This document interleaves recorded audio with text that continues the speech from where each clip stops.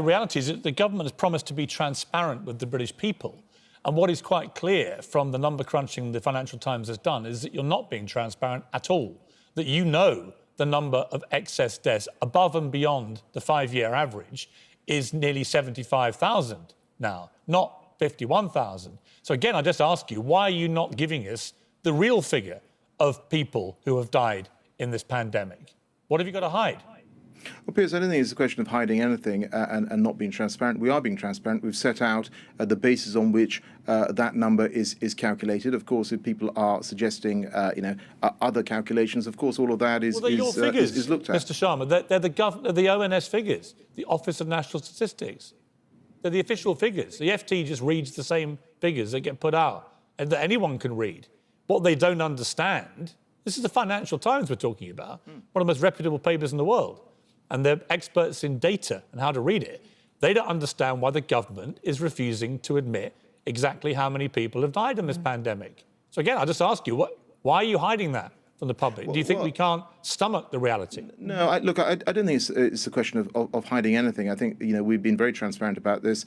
And I've set out for you how that calculation is done in terms of the 50,000. OK, but Alok Sharma, can I interrupt then? Because you say that the metric that you're using, of course, is that it's the number of people who died within 28 days of a COVID-positive test. We know that testing was not done at scale early on in the pandemic. So that metric simply doesn't show the true level of deaths, does it? Because thousands of people would have died earlier on in the months when you withdrew mass community testing.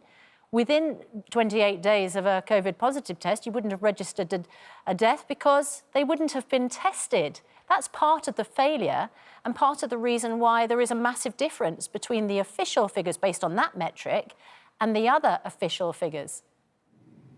Well, Susanna, as I said, there are a set of figures. We've explained how those are calculated, and I'm sure the figures that you're suggesting, all of that will be looked at.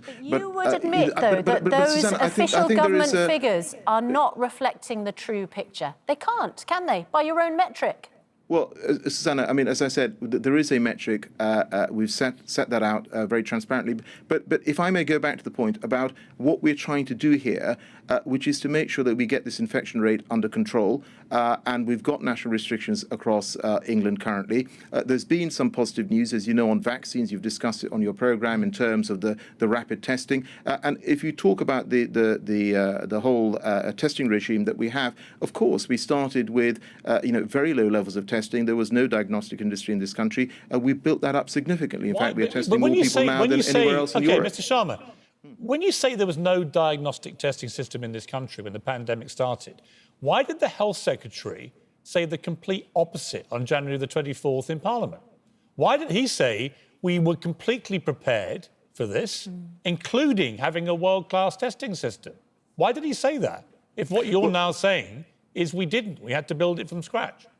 Look, the Health Secretary, in fact, everyone working as part of that department has been working incredibly hard, Piers. And of course, in the fullness of time, we will all have to look back and see how we could have done things better. I completely accept that. But right now, what is important is that we get this infection under control. We make sure that we're in a position to deploy vaccines if they indeed prove to be effective and pass the safety test. Why weren't we prepared? And of course, then let me just play you. Let me just play you. Just to remind us. Sorry, if I may, just to make sure that we roll out the testing that we've got going on in terms of rapid testing. I'm going to come to the testing in a moment. I'm going to ask you about the testing numbers in a moment. Just want to remind our viewers, though, what the Health Secretary said in Parliament on January 24th when the coronavirus first erupted in Wuhan. This is what he told us. The Chief Medical Officer has revised the risk to the UK population from very low to low and has concluded that while there is an increased likelihood that cases may arise in this country, we are well prepared and well equipped to deal with them. The UK is one of the first countries to have developed a world-leading test for the new coronavirus. The NHS is ready to respond appropriately to any cases that emerge. Clinicians both in primary and secondary care have already received advice covering initial detection and investigation of possible cases, infection prevention and control, and clinical diagnostics. And the public can be assured that the whole of the UK is always well prepared for these types of outbreaks, and will remain vigilant and keep our response under constant review in the light of emerging scientific evidence. So, Mr. Sharma, if we were well prepared for this, why is it we now have the worst death toll in Europe, comfortably? So Piers, based on what we knew at the time, of course, the assessment was that the preparation was there, and you talked about you heard the Health Secretary talk about the fact that even at that point we were talking about low risks.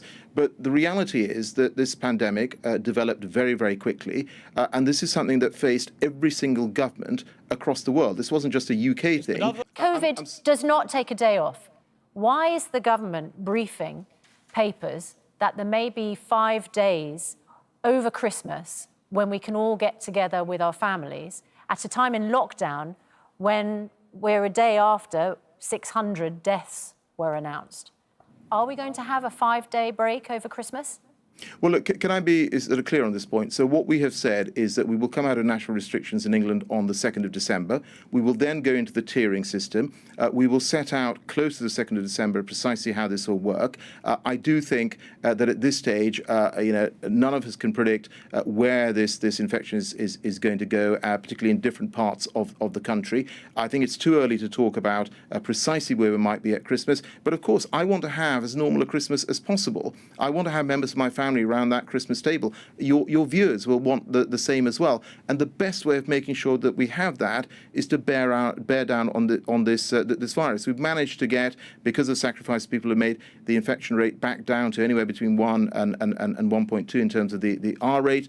We need to keep doing all the basic things, washing our hands, covering our faces, and of course maintaining social distance. We need to keep doing that, and then let's see where we get to. But I think we all accept this is not a normal year by any stretch of the imagination, but I hope that there will be some form of normality as we get to Christmas. But I think it's too early to say. Why are you so keen to save Christmas when we've just had a lockdown in the last few weeks, which meant that other religions and their religious festivals in this country were not able to happen? There was no desperation by the government to save them. Why is it just the Christians that you care about? Well, actually, Christmas is a time when families come together, irrespective of their denomination, for a holiday. I personally am a Hindu. My wife is a Christian. We celebrate Christmas. So I don't think this is anything about a particular religion, but it is a time of a holiday for lots of people. And of course, quite rightly, they want to come together with their families, and we want to have some normality. They do, Mr. I think it's too early to say. They do, but this obsession the government has with getting headlines about Boris saving Christmas and 5-day holiday at Christmas, I don't get it. I don't get it. The infection, the number of cases are going up. The death numbers are going up every day to scary levels again, back to the first wave of this back in March, April, May. I don't get why the government's so desperate to get positive headlines about Christmas, when in fact, what you may end up doing is encouraging everybody to get together at Christmas, then cause a massive new surge of cases, huge new pressure on the health service. Would it not be time for a bit of tough love from the government, where Boris Johnson has a gumption to look out to the British people and say, I'm really sorry about this, but we're going to have to get really tough until this vaccine, which is coming, is up and running. We are going to have to be really tough here. And if that means we have to stay in our own houses at Christmas, so be it. I would rather hear that. I'd rather hear some honesty, which makes sense with the public health situation that is unfurling right now, than a load of nonsense trumped up to make us feel good about opening, Christmas pies and whatever and turkey on Christmas Day. It seems to me a PR stunt that bears no relation to the reality on the ground of what is happening with the second wave. Well, Piers, I've come on here as the government representative this morning. I've said to you that we'll be coming out of national restrictions on the 2nd of December, going into tiering. We will set out more details close to the 2nd of December. And it's too early to say precisely where we will be at Christmas. I want to have as normal a Christmas as possible, but, we are now in the middle of November. We're talking, over a month to go to that particular point. And actually, in terms of being level with the British public, we've always been level with the British public. Press conference after press conference, we as cabinet ministers have stood up and we've made the point that we will do whatever it takes to keep people safe. That's why we moved international restrictions. As I said, there is an impact. We are managed to get this R rate suppressed, but we need to all keep doing our bit. Can I ask you about a particular group of people who we have highlighted on this programme over the last couple of days and weeks, and that is the 3 million people who call themselves the excluded. They are not eligible for the furlough scheme, the self-employed income support scheme, for a multitude of reasons. It is a complicated situation, and every single case has its own complexities. But I wonder whether you would commit to the 3 million who are not making up the fact that they're not getting financial support and they are under extreme pressure. Would your department look again at these people who perhaps are furloughing their own staff but not entitled, as the people who run the company, to furlough themselves, for instance? Have a look again at the 3 million who face a pretty bleak Christmas, frankly. Susanna, as you know, we have supported 12 million jobs through the furlough system. That will continue until March at 80% of people's earning up to £2,500 a month. We're, of course, also supporting just under 3 million people with the self-employment support grant as well. Mr. Sharma, these 3 million are not entitled to that support. Yeah, let me address the point you've raised, which is that I'm extremely sorry if we have not been able to help absolutely every single person at the level that they would like support. In addition to the furlough scheme, in addition to the self-employment scheme, there are, of course, other support that is also available for individuals and businesses. And what I would say in terms of the people that you've outlined, there'll be a range of reasons. So if you look at, we had a cut-off of £50,000 in terms of self-employment profits. The reality is that the vast majority of people who earn the majority of their income from self-employed are covered by the scheme. There are people who have just started. There are people who have just started their business. Again. Susanna, there are people who have just started their business who, of course, are saying, why they're not getting the support. And the reason for that is that HMRC doesn't, of course, have any filings from them in relation to that. And, you would be holding me to account if the government was then spending money where we didn't have enough information to verify putting that money out. There'll be a range of reasons why people feel they're not getting the right level of support. But overall, I do think we have provided significant levels of support. And if you look at what the International Monetary Fund has said in terms of support, they've said that the pace of that from the UK and, of course, the amount of support as well, over £200 billion, is something that has been world-leading. That is true, but there are lots of people. We are continuing to support people. But there are lots of people, as you know, falling through the cracks. And we think the government's had enough time from the first wave of this to look after those who we know have not been supported and we know are facing financial hardship. They don't have the records, but they're not frauds. Scale. Before we let you go, Mr. Sharma, final question, if I may. Why is the UK taxpayer paying £21 million to a Spanish businessman who simply set up some deal for protective garments for NHS staff with an American supplier? How do we possibly justify that stratospheric amount of money to a middleman?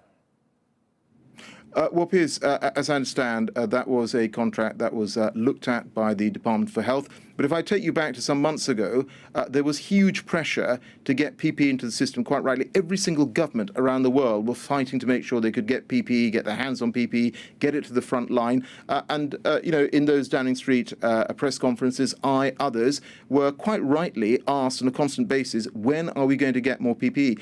The NAO report that I think you're making reference to does say that we acted at pace, and there was an 8-process check in terms of individual contracts, and of course, all public contracts are ultimately set out and published and are available in due course in the appropriate time, and that will happen. But I think the fundamental point for me is that we worked really hard to get PPE to the front line, and we've gone from a point. If you don't mind me saying, my fundamental point. 1% of PPE that was being used was produced in the UK, and now we've got 70% of that being produced. So we have made an effort. Yeah, the fundamental point is that contrary to what Matt Hancock said in January in Parliament, we were not prepared for this. And in particular, we were not prepared, despite having a pandemic exercise 4 years earlier, which revealed chronic shortage of PPE. We did nothing. The Conservative government did nothing to replenish that stock, which meant we then had to go out in the marketplace and pay these middlemen tens of millions of pounds of taxpayers' money to catch up because we weren't prepared. And that brings me back to that Matt Hancock confident speech. We simply weren't prepared, were we? And the taxpayer is now reaping the ruin financially of that. That money should be going to the NHS, not coming out of it or going to the excluded. To pay middlemen for dodgy deals on PPE. Mr. Sharma, you've been very generous with your time. It's good to have you back on the programme, and we look forward to speaking to you again soon.